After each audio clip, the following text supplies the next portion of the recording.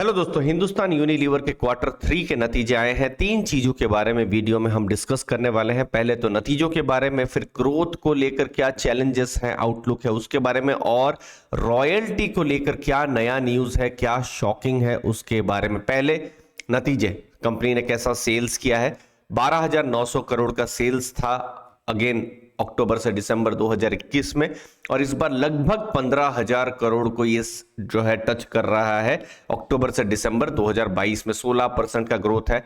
अगर आप मार्जिन्स देखेंगे, जो कि एक्सपेक्टेड था कि कम होगा, तो भी स्ट्रॉन्ग मार्जिन है 23.6% का एबिटा मार्जिन, जो कि 2021 का जो अक्टूबर से 20 था 25.4%। तो ये मार्जिन नेगेटिव हुआ है, और यही ट्रेंड शायद आपको जो आने वाले जो एफएमसीजी कंपनियों के जो रिजल्ट्स हैं वो देखने को मिलेगा। और ये जो मार्जिन वाली जो चीज है ये क्यों कम है, क्योंकि अगर आप क्रूड के प्राइस देखें, अगर दिसंबर 2020 वाले जो क्वार्टर है उसके साथ कंपेयर करें, डबल हुए हैं। सोडा ऐश 95% बढ़ा हुआ है। स्किम्ड मिल्क पाउडर 50% बढ़ा हुआ है। पिछले साल के साथ भी अगर आप कंपेयर करते हैं तो क्रूड ऑयल 10% ऊपर है, सोडा ऐश 40% ऊपर है। सिर्फ पाम ऑयल ही है जिसका जो प्राइस अगर आप देखेंगे एक साल में कम हुआ है। तो ओवरऑल कंपनियों के जब भी एक्सपेंस आते हैं तो एक्सपेंसेस में ये बढ़ जाता है, मार्जिन प्रेशर रहता है, और प्रॉफिटेबिलिटी पर भी इंपैक्ट करता है। तो नेट प्रॉफिट अभी आप देखेंगे 2,505 करोड़ है, जो कि 12% इंक्रीज हुआ है।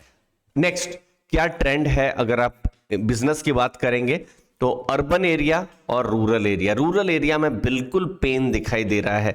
देखिए, भारत में जिस तरीके से अभी हम लोग ग्रो कर रहे हैं, अर्बन एरिया कंपैरेटिवली अच्छा कर रहा है। आप देख सकते हैं वैल्यू में ग्रोथ है, रूरल में भी थोड़ा बहुत वैल्यू में ग्रोथ दिख रहा है, लेकिन वॉल्यूम्स में ग्रोथ नहीं है। समझ लीजिए 100 पैकेट पहले बिकते थे, अभी उतनी वॉल्यूम नहीं है। समझ लीजिए अभी 95 पैकेट या 90 पैकेट, ऐसा आप मान सकते हैं, वैसा पैकेट्स, मतलब कम पैकेट गिर रहे हैं। लेकिन प्राइस चूंकि बढ़े हुए हैं तो उसके कारण से वैल्यू जो है कंपनियों की ज्यादा हो जाती है। 10 रुपया है, 10 रुपया का 15 रुपया में अभी बेचा जा रहा है, या फिर ग्राम कम हो जा रहा है, जिसे श्रिंकफ्लेशन वाली जो चीज है वो कही जाती है। तो उससे क्या होता है कि कंपनी अपना मार्जिन तो बढ़ा दे रही है, लेकिन एफएमसीजी कंपनियों के लिए जरूरी क्या है कि उनके पैकेट अगर 100 बिक रहे थे तो 110 बिके, 120 बिके।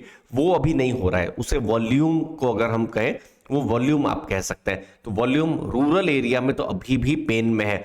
मतलब पिछले साल जितना बिक रहा था अभी भी पेन में है। मतलब ये जो ग्रोथ है ये हमको अभी भी देखने को मिल रहा है, और ये की चैलेंज रहेगा। इसीलिए रूरल एरिया में ज्यादा लोगों के पास पैसा आएगा तो ये जो कंजम्पशन ट्रेंड बढ़ सकता है। तो कैसा कंपनी का कहना है कि अभी शॉर्ट टर्म में थोड़े कॉशियसली ऑप्टिमिस्टिक है, थोड़ा चीजों को अभी भी, मैक्रो चीजों में अभी भी स्टेबिलिटी आई नहीं है।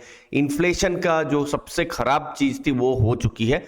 अब डिमांड में जो है रिकवरी आएगी, तो इसका मतलब है अब एक्सपेक्ट किया जा सकता है कि वॉल्यूम्स जो है वो बढ़ना शुरू हो सकते हैं। और बाकी कंपनी की अभी फोकस है मार्जिन्स के ऊपर, फोकस अब सबसे ज्यादा किया जाए। अब नेक्स्ट क्या इंपॉर्टेंट चीज है जो कि 2013 में हुई थी, और मुझे याद है उस समय में स्टॉक में ये नेगेटिव इंपैक्ट हुआ था। वो क्या था, देखिए यूनिलीवर एकदम पेरेंट कंपनी है, उनके बिजनेसेस भारत तो है ही, एशिया में भी है, अफ्रीका में भी है, साउथ अमेरिका में है, सब जगह में बड़ी जो ज्योग्राफीज है पूरी दुनिया में उनके बिजनेसेस। यूनिलीवर की सब्सिडियरी है हिंदुस्तान यूनिलीवर, तो वो अपनी टेक्नोलॉजी ट्रेडमार्क वो देते हैं। और आप खुद देख सकते हैं जैसे यूनिलीवर के जो है टेक्नोलॉजी यूज की जाती है, तो इतना बड़ा जब टेक्नोलॉजी का जब सपोर्ट मिलता है तो वो कुछ रॉयल्टी चार्ज करते हैं। तो वो क्या रॉयल्टी चार्ज कर रहे थे, 2.65%, मतलब जितना भी टर्नओवर होगा उसका 2.65% आपको उनको एज ए रॉयल्टी देना पड़ेगा उन पेरेंट कंपनी को, क्योंकि जो पेरेंट कंपनी है वो आपको ब्रांड, इनोवेशन, बाकी सब सपोर्ट जो है वो भी आपको दे रही है। तो ये 2023 जनवरी को ये जो करार है वो खत्म हो रहा है। अब रॉयल्टी फीस जो है आप देख सकते हैं अगले 5 साल के लिए 2.65% से बढ़कर 3.45% टर्नओवर यहां पर हो गई है। तो इससे थोड़ा सा इंपैक्ट अर्निंग पर शेयर पर पड़ सकता है। मटेरियल कितना इंपैक्ट पड़ेगा ये अभी बोल पाना बहुत मुश्किल है, क्योंकि अभी सिर्फ न्यूज ही आई है, लेकिन थोड़ा सा इंपैक्ट यहां पड़ सकता है। ये क्यों रॉयल्टी फीस है, क्योंकि इतनी बड़ी जो पेरेंट है उनका जो टेक्नोलॉजी और बाकी जो सपोर्ट है वो उनको मिलता रहता है। जो कुछ रेवेन्यू है अब वो वहां जाएगा, ना कि कंपनी में जाएगा। 2013 से 23 कंपनी ने 5x रिटर्न भी दिया है, अपने मार्जिन्स भी उन्होंने बढ़ाए हुए हैं। पिछले अगर आप कुछ सालों की अगर आप बात करेंगे, जैसे एबिटा मार्जिन आप देख सकते हैं 10% उन्होंने बढ़ाए हुए हैं।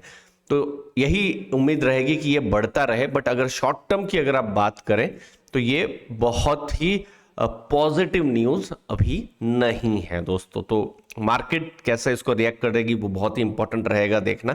बट फिलहाल ये जो न्यूज़ है ये थोड़ा सा इतने अच्छे रिजल्ट में थोड़ा सा डैम्पनिंग जैसा, थोड़ा सा सोबर जैसा मूड कर रहा है। आपका क्या व्यू है जरूर बताइएगा कमेंट सेक्शन में। धन्यवाद आपके टाइम के लिए। थैंक यू दोस्तों।